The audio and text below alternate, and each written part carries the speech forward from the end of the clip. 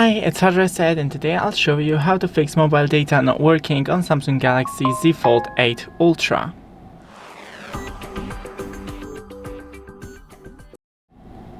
So first, scroll from the top and right here mobile data disable and enable back on. Then we need to ensure that the SIM card is properly inserted. So flip your phone and right here on the top you can see the SIM card slot. Into this hole right here put something long and thin, for example a needle, and push down to open the SIM card slot. Now take it off. I need to push more to open it.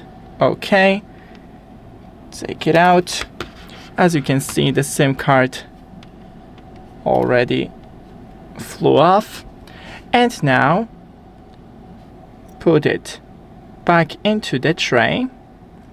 Take a microfiber and gently brush this golden side, then insert back into the phone.